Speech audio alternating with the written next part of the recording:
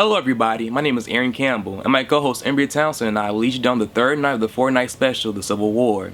And tonight specifically, we're talking about what caused the Civil War and the key events that led up to it. So if you really want to know what happened, well, stay tuned. Hi, my name is Embria Townsend. And I'm Aaron Campbell, and tonight we're going to discuss the question, what really caused the Civil War? I'm guessing the majority of the audience at home is thinking that slavery was the primary cause of the war. And while slavery was indeed the cause of the Southern and Northern divide, we must take into consideration the key events that led up to Southern secession. Stemming all the way back to the Missouri Compromise of 1820, the growing issue of the free enslaved territory was growing after the Mexican War. The Mexican War lasted from 1846 to 1848 and resulted in Mexico's defeat. After the war, America gained 1/3 of its current land area, and the states acquired were California, Texas, Nevada, Utah, and parts of Wyoming, New Mexico, Arizona, and Colorado. There was a heated debate about which of the states added would be slave states or which would be free states. Aftermath of the war was the springboard to more territorial division.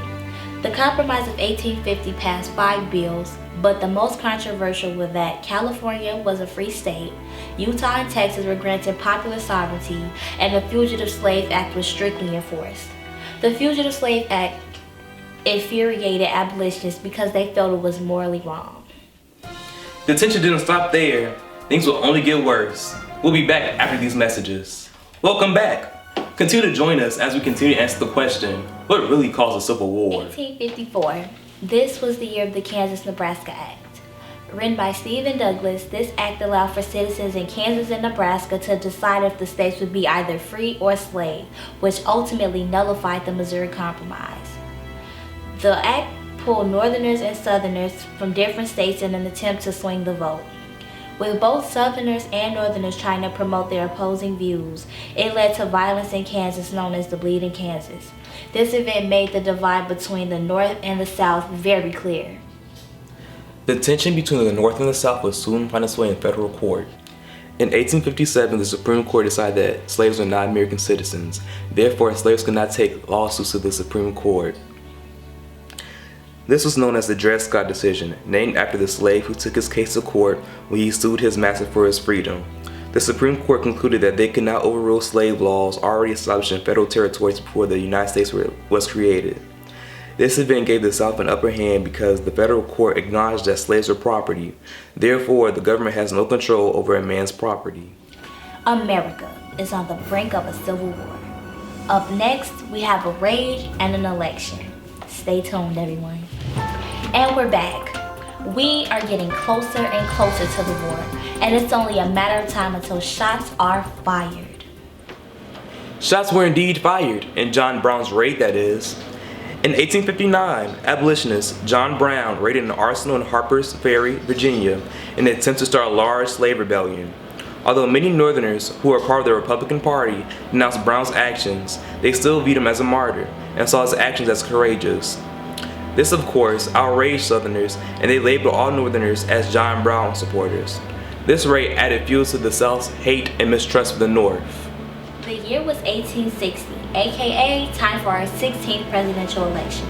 In the year of 1860, Republican Abraham Lincoln was elected president.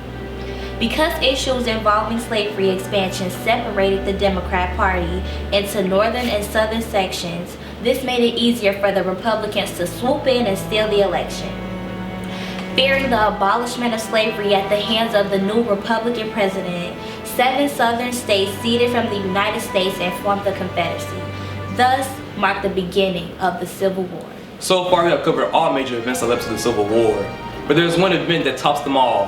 What is it? Stay tuned. And we're back. And so far, we have discussed territorial conflicts, Bloody battles, federal disputes, failed compromises, and a national election. But none of these Southerner and Northerner conflicts come in comparison to what I'm about to mention. So, what really caused the Civil War, Aaron? A book. More specifically, Uncle Tom's Cabin. Uncle Tom's Cabin was written by Harriet Beecher Stowe in 1852. The book is a nonfiction novel about the everyday life of a slave.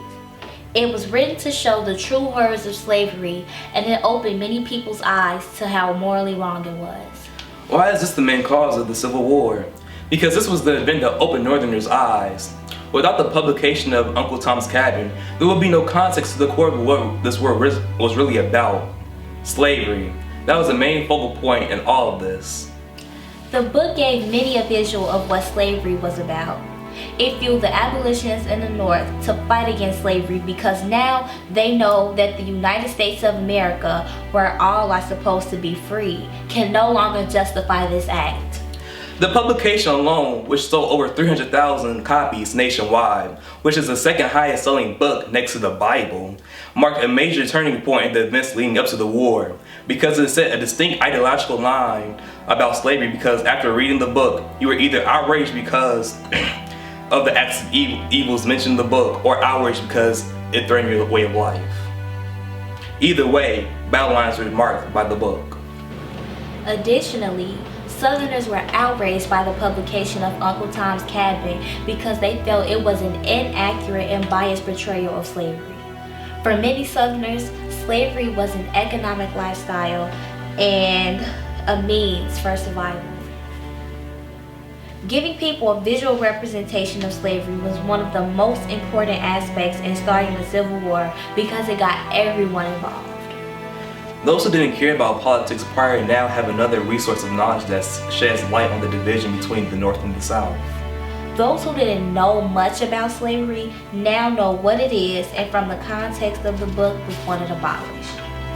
Taking consideration what having a visual of an immoral act actually means. For example, currently here in Chicago, the releasing of the Laquan McDonald shooting caused an uproar in the city.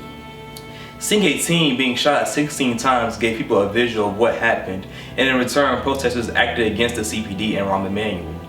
The video alone sparked anger and controversy similar to how the book, Uncle Tom's Cabin, sparked anger and controversy.